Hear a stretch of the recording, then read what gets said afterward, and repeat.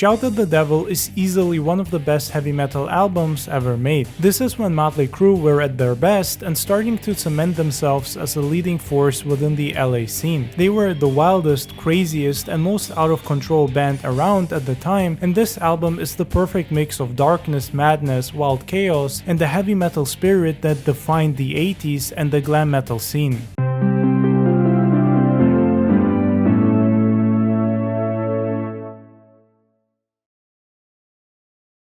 World Tour 85,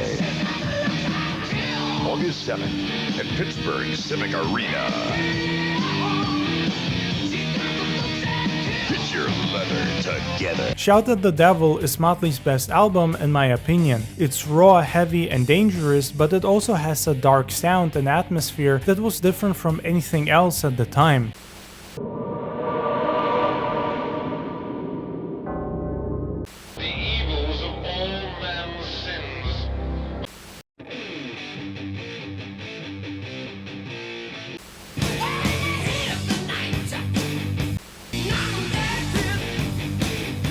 You get this creepy vibe when listening to parts of the album, and it harmonizes perfectly with the demonic and satanic theme that is present here. Although, to be fair, despite the album's name, cover art, and marketing, I wouldn't say that it tells a story or even has that many satanic themes. Most of the songs are about getting laid, violence, or being wild. Standard rock and roll and heavy metal stuff. It's funny how much controversy and media coverage this album got on release due to its marketing and cover art. Behind this, and the reason why we put it right out here and we said, look at this. There's a pentagram. But why don't you read? When we're telling these religious fanatics, read this. Shout at the devil. It doesn't say shout with the devil. It's at the devil, and that's why we put the pentagram right on the front. And a lot of things, if you stand in the middle of it, the evil can't get into you. Right. So it's actually a good symbol. The band clearly knew exactly what they were doing and what kind of a reaction it would get. Free marketing, basically. During a contest given by this radio station, where a backstage pass was the grand prize, a 13-year-old girl wrote in and said, "I'd do it with the Crue till black and blue." A 17-year-old girl wrote, "I'd give them every piece of action they wanted." And this from a 14-year-old boy, "I'd give them my mother." But what makes the album so special aren't really the lyrics or themes present here. It's the sound coupled with its aesthetic and atmosphere.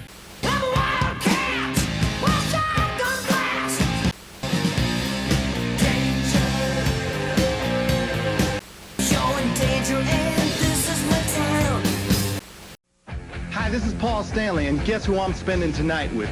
I'm spending tonight with you. I'm gonna have videos from Kiss, Scorpions, Iron Maiden new video, Motley Crue, what more could you want? On MTV's Heavy Metal Mania. I'm hosting with all my girlfriends, and we're coming looking for you. 10 p.m., 9 Central. Be there. The songs are dark and heavy, the guitar is raw and powerful. Mick Mars is really a magician and was easily one of the best guitar players of his time.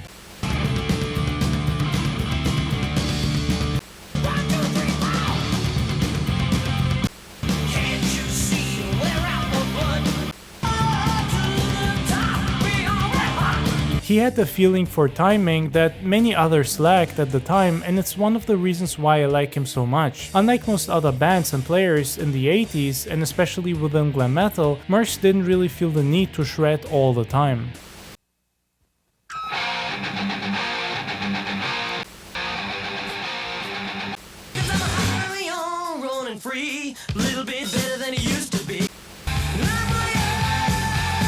He didn't do hour-long solos trying to copy Eddie Van Halen or show off his skills. If the song required some shredding, he would shred like a wild demon. But his timing is what makes Motley, at least 80s Motley, sound so unique. Sure, they had the makeup, they were always involved in controversy, parties, sex, drugs, and rock and roll.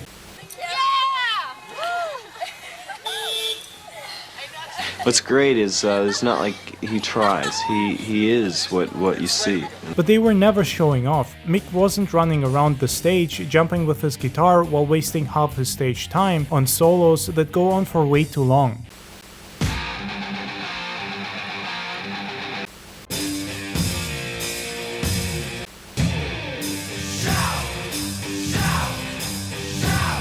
He's a wolf screaming lonely in the night. He's a blood stain on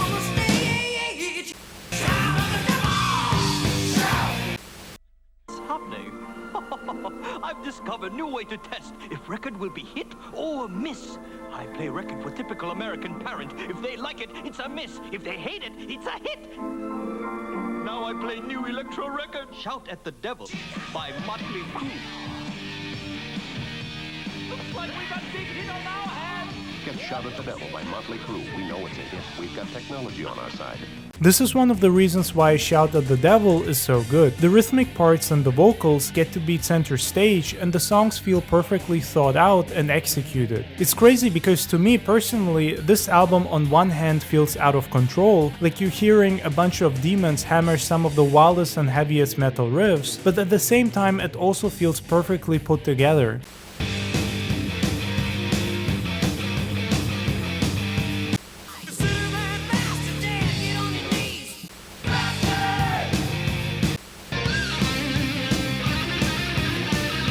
This is one of the few albums where I feel no need to skip a song. I don't feel like the album is all over the place or like something shouldn't be here. It flows naturally and each song adds to the feeling of darkness but also fun and light. Because to me, the presentation here plays just as much of a role in the album's success and fun as its sound.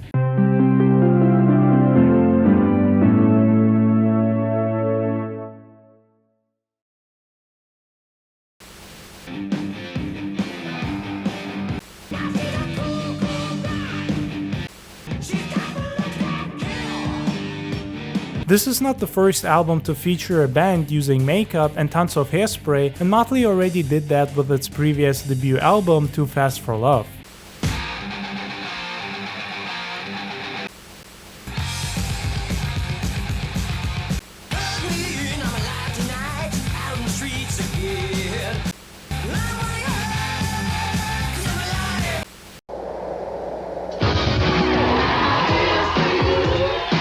Music's so alive, it's a concert in your car.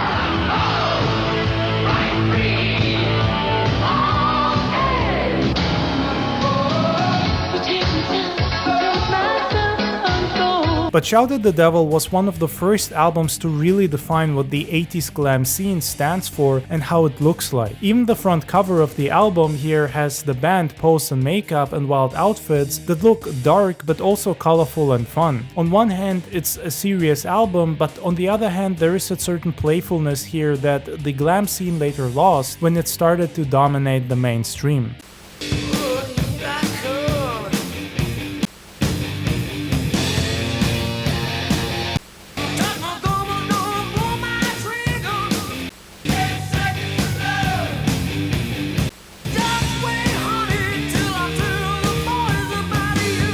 Motley Crue used their glam aesthetic sort of as an extra feature, a cool visual way to present themselves and stay in people's heads, but it didn't define them. Their music, in the 80s at least, sounded just as good when they took off the makeup and these outfits. Other bands on the other hand were defined by their makeup, and when this look started to slowly fade away, they couldn't handle it and disappeared. Motley Crue has the potential of attracting more young listeners than any other rock band in the world. It's just something I love. Hard rock.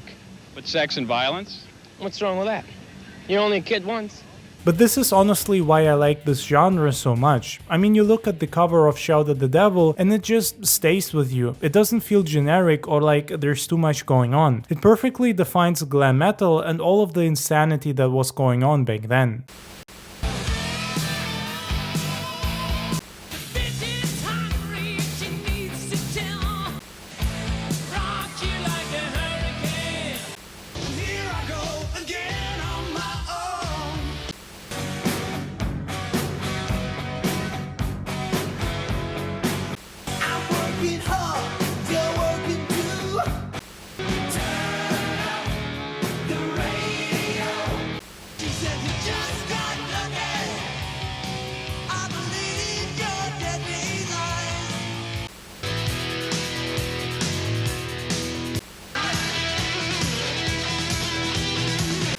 It sucks shit! Heavy metal rules! Heavy metal rules! All that punk shit sucks. It doesn't belong in this world. It belongs on fucking Mars, man. What the hell is punk shit?